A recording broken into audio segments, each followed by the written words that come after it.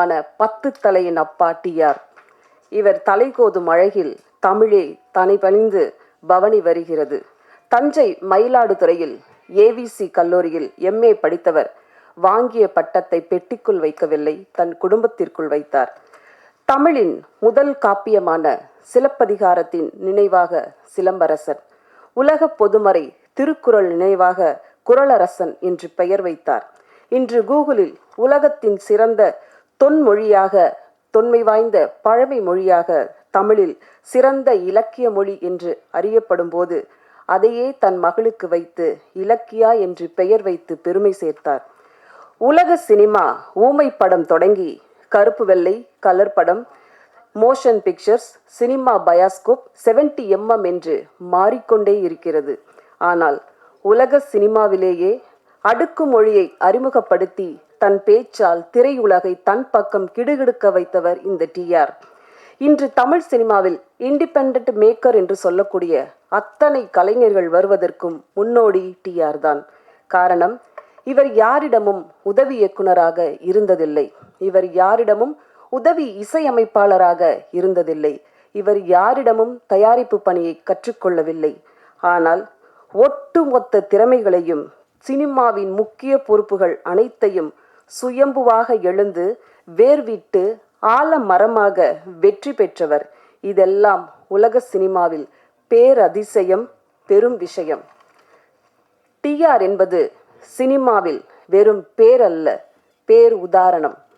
TR என்பது தமிழ் சினிமாவின் ஆளுமை மட்டுமல்ல, 80-90களில் தமிழ் சினிமாவில் அடையாளமாக இருந்தவர் டிஆர். டிஆர் போல் இனி ஒருவர் வர முடியாது, உருவாகவும் முடியாது. அப்படி ஒரு மல்டி டேலண்ட் பர்சனாலிட்டி. ஆற்று நீர் போல ஊற்றெடுக்கும் அந்த தமிழ், சங்கத்தமிழ், எங்கத்தமிழ் டிஆர் அவர்களை அன்புடன் பேச அழைக்கிறோம்.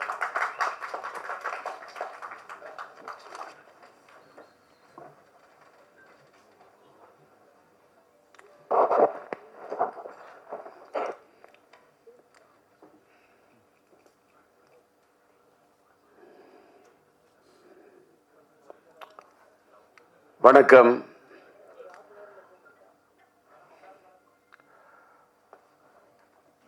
இன்று என் மகன் சிலம்பரசன் அவர்களுடைய பிறந்த நாளை, அந்த பிறந்த நாள் கொண்டாட்டத்தை சிலம்பாட்டத்துடன் சேர்த்து கொண்டாட வேண்டும் என்று கொண்டாடி கொண்டிருக்கக்கூடிய, இன்றைக்கு சிலம்பாட்டம் படத்தின் மறு வெளியீட்டை ரிலீஸ் செய்ய வேண்டும் என்று துடிப்போடு ஒரு எழுச்சியோடு ஈடுபட்டு கொண்டிருக்கக்கூடிய எல்மா பிக்சர்ஸ் எத்திராஜ் அவர்களே, அவருக்கு கரம் கொடுக்க அவரோடு இணைந்து பணியாற்றக்கூடிய இனிய நண்பர், தயாரிப்பாளர், ட்ரீம் வாரியர் பிக்சர்ஸ் உடைய அன்பு நண்பர் குகன் அவர்களே, மற்றும் இந்த படத்தை இயக்கி ரசிகர்களை அந்த காலகட்டத்தில் அவர்களுடைய மனங்களை எல்லாம் மயக்கி தனக்கென்று ஒரு தனி இடத்தை பிடித்த படத்தின் இயக்குனர், என்னுடைய மறைந்துவிட என்னுடைய குடும்ப நண்பர் என்று அவர் சொன்னார், உளுந்தூர்பேட்டை சண்முகம் அவர்களை, கவிஞரை பற்றி.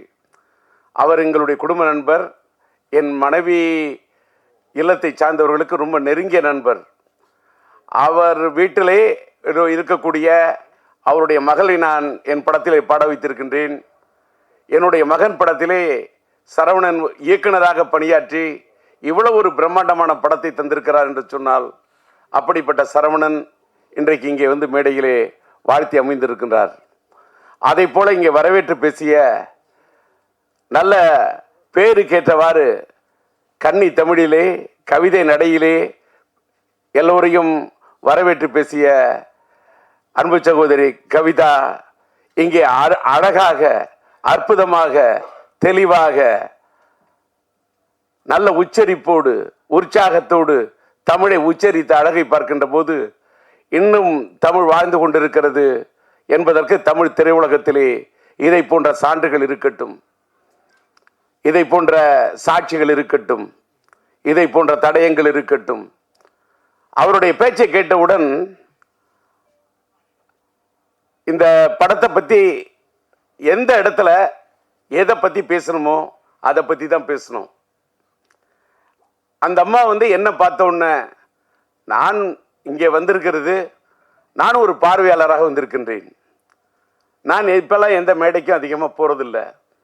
சமீபத்தில் என்னுடைய இனிய நண்பர், என்னுடைய முன்னோடி, எனக்கு பிடித்த இயக்குனர் பாக்கியராஜ் அவர்களுடைய 50 ஆண்டு கால பாராட்டு விழாவுக்கு செல்ல வேண்டும் என்று நான் கலாட்டா.com ஏற்பாடு செய்திருந்த அந்த நிகழ்ச்சிக்கு சென்றிருந்தேன்.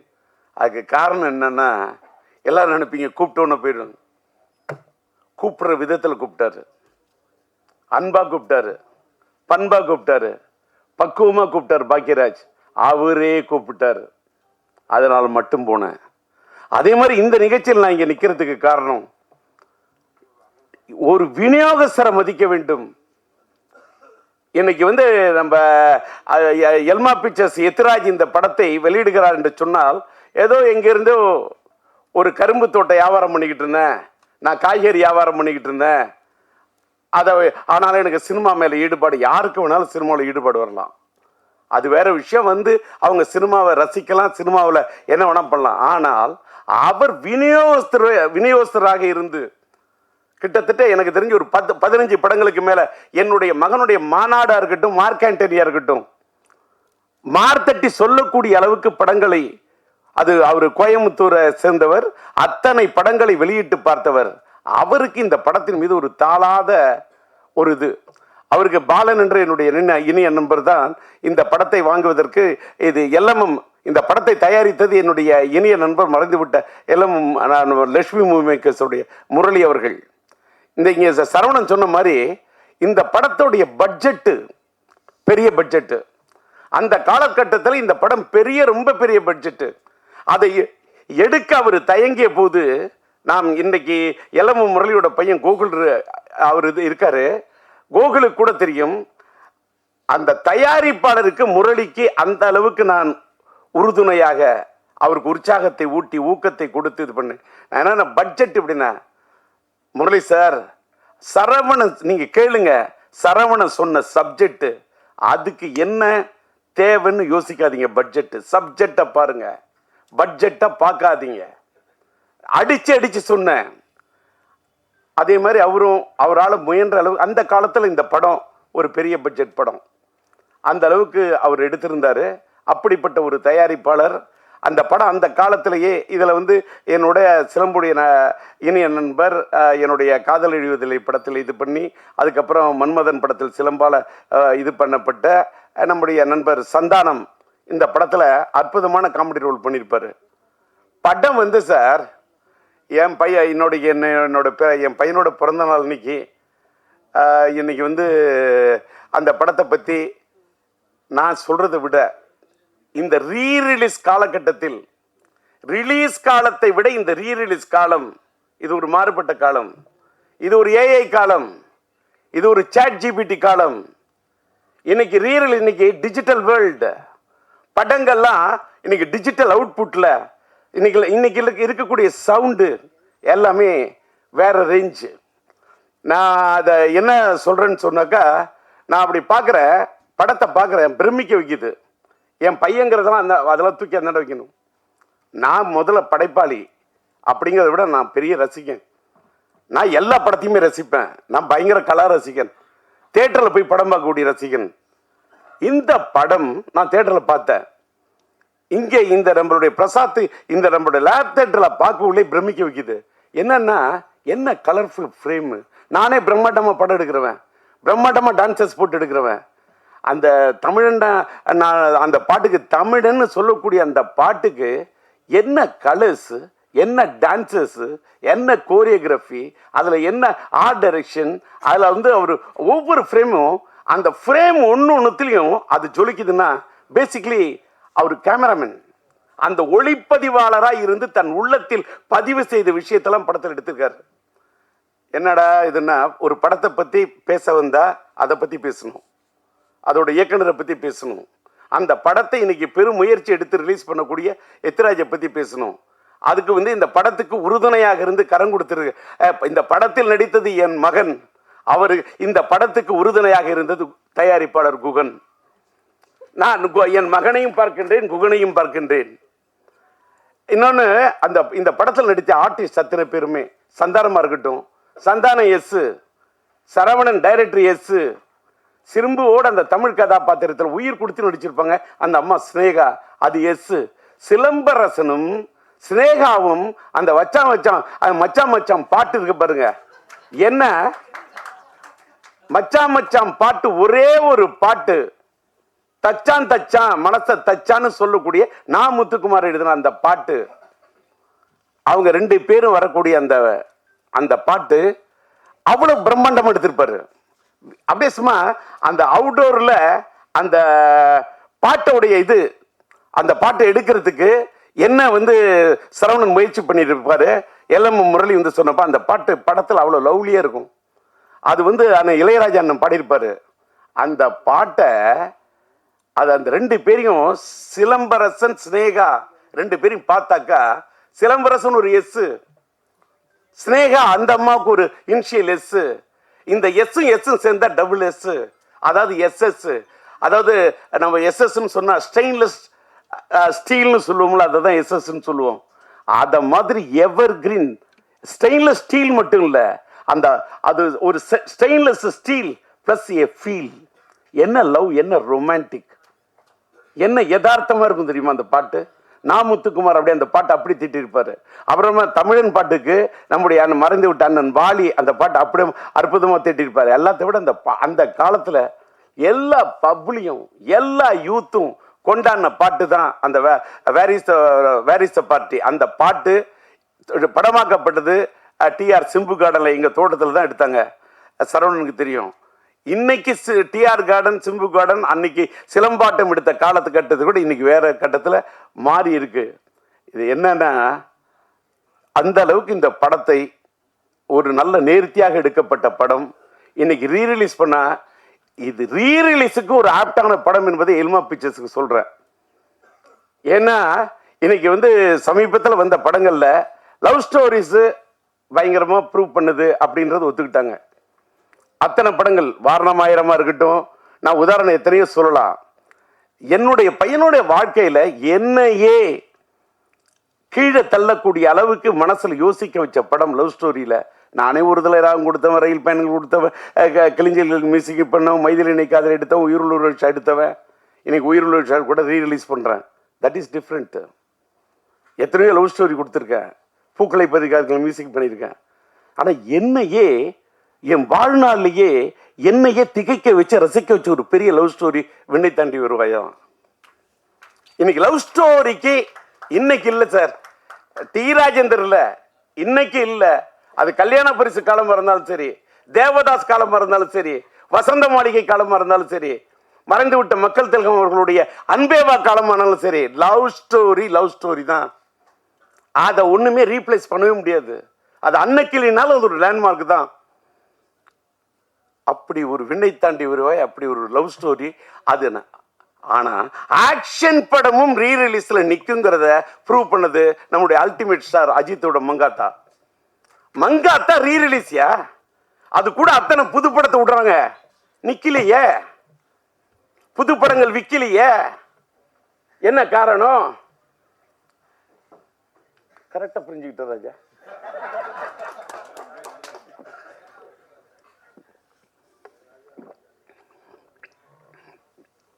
பையனோட பிறந்த நாள், உணர்ச்சி வசப்படாமல் இருக்கணும், தன்மையாக பேசணும், மென்மையாக பேசணும் அப்படின்னு மென்டலே என்னை ப்ரிப்பேர் பண்ணிட்டு வந்தேன்.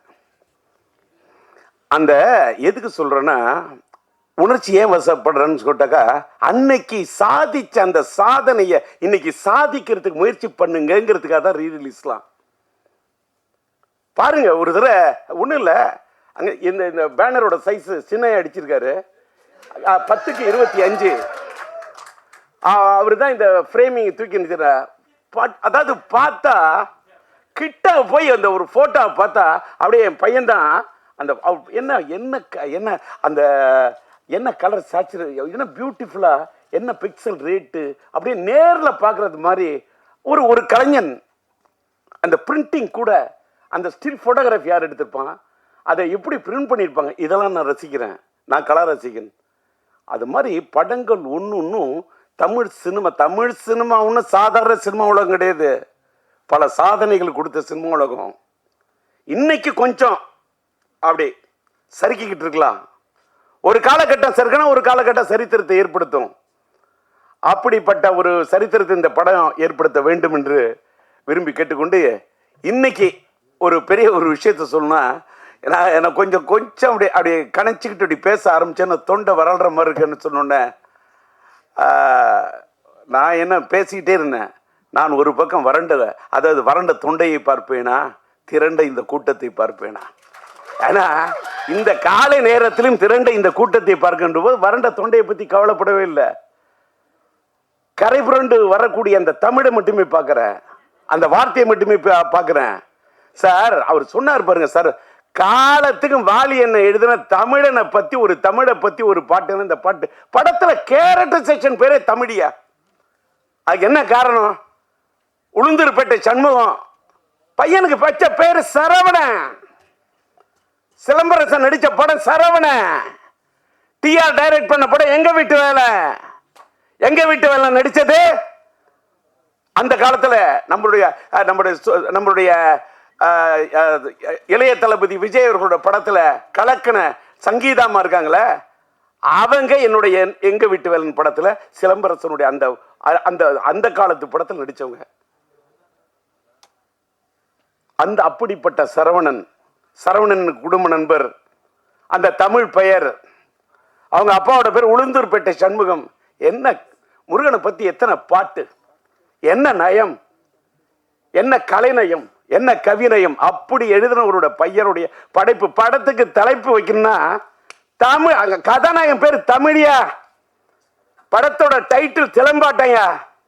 என் பையனுக்கு நான் வச்ச பேர் சிலம்பரசன். அது அழகா எடுத்து சொன்னது. எனக்கு பிடித்த ஒரு பெரிய 50 காப்பியங்கள் சிலப்பதிகாரம்.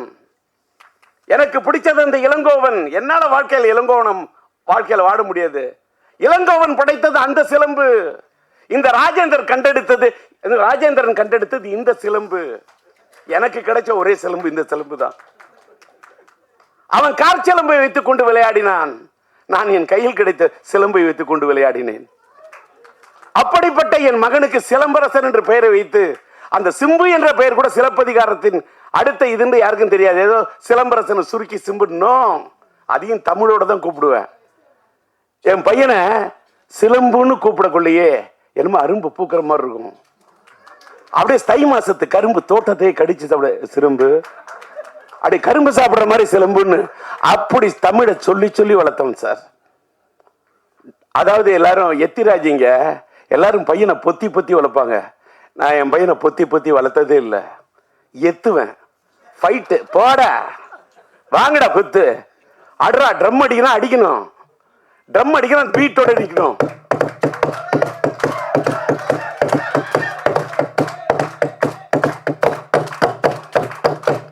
கை தட்டினா வலிக்க கூடாது. இப்பவும் அடிப்பேன். இப்பவும் ட்ரம் அடிப்பேன்னா, ஏன் அடிக்கிற? ட்ரம்மு தான் அடிப்பேன், தம் அடிக்க மாட்டேன். தம் அடிக்காம இருந்ததுனால தான் டம் பிடிச்சு நின்று பேசுறேன். வெளியில சில யூடியூப்ல டிஆரால அவர் பேச முடியாது, அவருக்கு முடியல, அதெல்லாம் சும்மா பேசுறேன்ல. இப்பவும் பேசுறேன்ல. அன்னைக்கு பார்த்திபன் சொன்னாரு கலாட்டா.comல, சில பேர் பேசுனா மைக்கை பார்த்தா பயம் வரும், ஆனா டிஆர் பார்த்தா மைக்குக்கே பயம் வரும்னாரு. டிஆர் பார்த்தா மைக்குக்கு பயம் இல்ல, டிஆர் பார்த்தா மைக்குக்கே ஒரு மயக்கம். மைக்குன்னா எனக்கு பிடிக்கும், மைக்குக்கு என்ன பிடிக்கும். இப்ப தெரிஞ்சுங்க, ஒரு பொண்ணு உயிரை நீ நேசிச்சாதான் அந்த பொண்ணு உங்களை நேசிப்பா.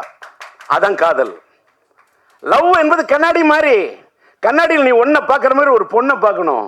கண்ணை பார்த்தா வருவது மட்டும் காதல் அல்ல, உன்னை மாதிரி ஒரு பெண்ணை பார்த்தா தான் காதல். என்ன இந்த வயசுல இந்த ஆள் காதலை பத்தி பேசுறேன். அதனாலதான் உயிரில் ஒரு விஷயம் இந்த மாசமே வேலண்டைன்ஸ் டே, காதலர் தினத்தை ஒட்டி வருது. ரீரிலீஸ்க்கு ரெடி ஆயிட்டேன். ஆக்சுவலா பாத்தீங்கன்னா இப்பதான் மேட்ருக்கே வரேன். இன்னைக்கு இந்த இடத்துல என்னுடைய படம் உயிருள்ள ஒரு விஷயம் படத்துக்கு நான் டிஆர் டிஜி மியூசிக் என்ற ஒரு மியூசிக் கம்பெனியை ஆரம்பிச்சு அதுல உயிருள்ள ஒரு விஷயம் படத்துடைய ஆடியோ ரிலீஸ் பண்ணணும்னு நான் பிரசாத்ல இந்த தேட்டர் லேப் தேட்டர் பிரசாத்ல நம்ம ஜோதி தான் என்னுடைய நண்பர் அவர்கிட்ட சொல்லி புக் பண்ணி வச்சிருந்தேன். ஆனால் எத்திராஜ் சார் அவர்களும் நம்முடைய ரியாஸ்டர் பணியாற்ற நண்பன் என்னுடைய நண்பன் பிஆர்ஓ நம்முடைய ராஜாவும் நாங்கள் வேற ஒரு இடத்துல இந்த ஃபங்க்ஷன் முயற்சி பண்ணுறோம், ஆனால் ஒரு சூழ்நிலை இல்லை, எங்களுக்கு பிரசாத்தில் தான் வைக்கிற மாதிரி இருக்கும், அந்த காலை நேரத்தை நீங்கள் புக் பண்ணி வச்சுருக்கீங்களா, நீங்கள் விட்டு தரணும் அப்படின்னு கேட்டார். அது மட்டுமல்ல, எத்திராஜை வச்சுக்கிட்டே சொல்கிறேன், இதே 6ஆம் தேதி உயிருள்ள ரிஷா ரீரிலீஸ் பண்ணோம். எனக்கு பிப்ரவரி மாதம் 4ஆம் தேதி மைதிலி அதை ரிலீஸ் பண்ணேன். பிப்ரவரி மாதம் 5ஆம் தேதி என் தங்கிகள் ரிலீஸ் பண்ணேன். 214 நான் பண்ண படங்கள்லாம் பிப்ரவரியில் நிறைய ஹிட்டு கொடுத்துருக்கேன். பிப்ரவரி மாதம் எனக்கு பிடிச்ச ஒரு மாதம். அது ஒரு வேளை எனக்கு பிடிச்ச மாதம் நான் காதலர் தினம் வரக்கூடிய மாதமோ என்னமோ, அதனாலயா அதே மாதிரி பிப்ரவரி மாதம் தான் என் மனைவி பிறந்த நாள். என் மனைவி பிறந்த நாள் இந்த மாதத்தை பிடிக்குமா, இல்லை காதலர் தினம் வர்றதுனால எனக்கு பிடிக்குமா, இல்லை என் மனைவி மேல் இருக்கக்கூடிய காதல் உயிருள்ள ஒரு விஷயம், உயிருள்ள ஒரு விஷயம், இந்த காதல் இருக்கிறனால இந்த மாதம் பிடிக்குமா. இந்த மாதத்தில் இந்த அதுவும் பிப்ரவரி 6 எனக்கு இந்த பிடிச்ச தேதி. நானே டிஆர், எனக்கு பிடிச்சது 6, அதனால 6ஆம் தேதி படத்தை ரிலீஸ் பண்ணலான்னு பிளான் பண்ணேன். எத்திராஜ் வந்தார். எங்களுக்கு ஆட்டு தேதி இந்த 6 மாதிரி இருக்கு.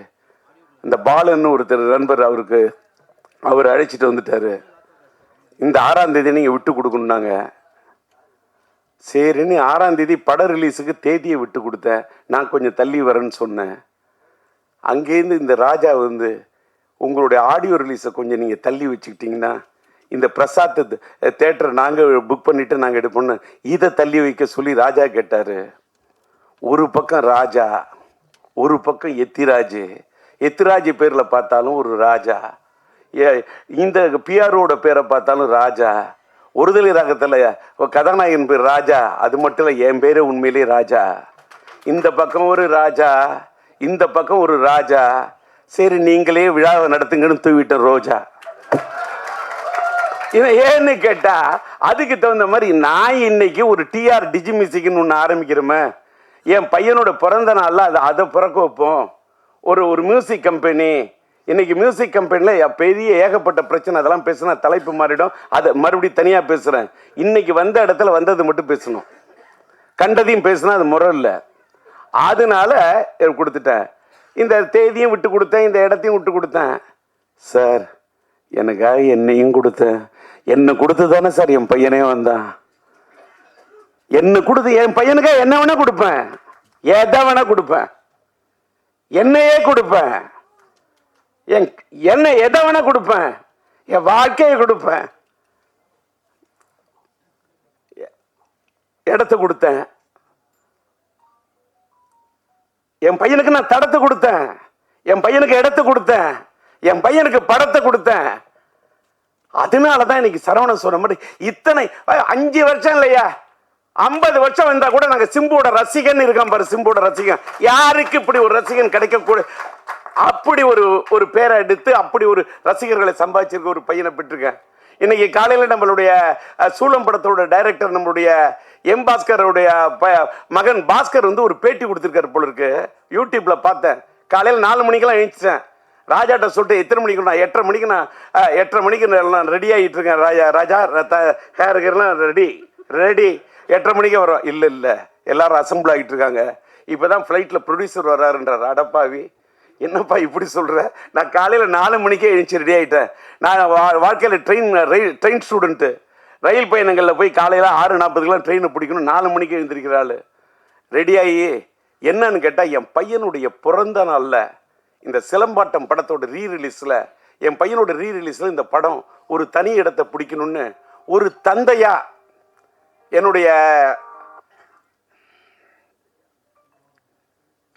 என்னுடைய ஆர்வம். அதுக்காக எனக்கு என்ன கேட்டால் விட்டு கொடுத்ததுக்காக இது பண்ணல. நான் என் பையனுக்காக தள்ளி வரேன். என் பையனுக்காக தள்ளி வராமல் நான் யாருக்காக தள்ளி வருவேன்? அது மட்டும் இல்லை, இதே மாதத்தில் ஒரு வேலை நம்மளுடைய என்னுடைய இனிய நண்பர் நம்முடைய இளைய தளபதி விஜய் அவர்களுடைய ஜனநாயகன் வருதுன்னா கூட என் படம் உயிரோட விஷயம் நான் தள்ளி போவேன். சார், நான் என் நண்பர்னு மட்டும்தான் சொன்னேன். அதுக்கு மேலே நீ கற்பனை பண்ணிக்கிட்டு பேனாவை எடுத்துக்கிட்டு அப்படி கேமராவை தூக்கிக்கிட்டு ஒளிப்பெருக்கியை பிடிச்சிக்கிட்டு வந்துடாதீங்க நண்பா. நண்பனை நண்பராக பார்க்குறேன். அவர் என் கலை உலக நண்பர். நான் புலியிலேயே போய் புடின்னு பிடிச்சாள். அதனால் விட்டுருங்க. அதனால் இன்னைக்கு பேசுனதில் ஏதாவது ஒரு கிளி பேசுனதில் வந்தாரு டிஆர்னா எல்மாவை பற்றி பேசுகிறாரு, ஏதாவது ஒரு கில்மாவாக பேச மாட்டாரா அப்படின்னு உங்களுக்கு ஒரு எண்ணம் வரக்கூடாதுல்ல. அதுக்காக தான் இதெல்லாம் பற்றி எல்மாவை பற்றியும் பேசுவேன், சினிமாவை பற்றியும் பேசுவேன், இப்படி கிளுகிழுப்பாக கொஞ்சம் கில்மாவும் பேசுவேன். அதான் டிஆர். அதனால் இன்னைக்கு காலையில் நான் பேச வந்தது என்னன்னு கேட்டால், பாஸ்கர் பேசுனதை பார்த்த உடனே சார் ரொம்ப சந்தோஷமாயிடுச்சு. என்னன்னா பாஸ்கர் சொல்கிறாரு, என்னுடைய மீடியா நண்பர்கள் இன்னும் நிறைய பேர் இருக்காங்க. ஏன்னா இதை வச்சுக்க இந்த ஃபோனை அது ஃப்ளைட் மோடில் போட்டுக்கணும், மறந்துட்டேன். ஃப்ளைட்டில் என்ன ஃப்ளைட் மோடு போடலாம். அவர் கல்ல பேசுகிறாரு. என்னன்னு கேட்டால், டிஆர் அந்த காலத்தில் என்னோட பழைய டி ராஜேந்திரன் உஷா பத்திரிகையில் பணியாற்ற நண்பர்களாக இருக்காங்க. அவங்க பல பேர் சொன்னதை வச்சு அவர் ஒன்று சொல்கிறாரு. டிஆர் அவரோட படத்தை பிஎன்சி ஓட்டு வரான். தேட்டருக்காரங்க ஐயா நாங்கள் இதில் ஓட்டிக்கிறோம் சம்பாதிக்கிறோன்னா 25,000 10,000 என்ன கேட்குறவங்களோ பிஎன்சிக்கு பொட்டியை தூக்கி கொடுத்துட்டு அந்த டிஆர் அந்த பொட்டியை கொடுத்த பணத்தை வாங்கிட்டு அதை எடுத்துகிட்டு மேலே கூட போக மாட்டார். யார் வந்தாலும் அந்த தன்னுடைய உன் வீட்டில் உடம்பு சரி, அவர் பேசுனது அப்படியே சொல்கிறார், உன் வீட்டில் உடம்பு சரி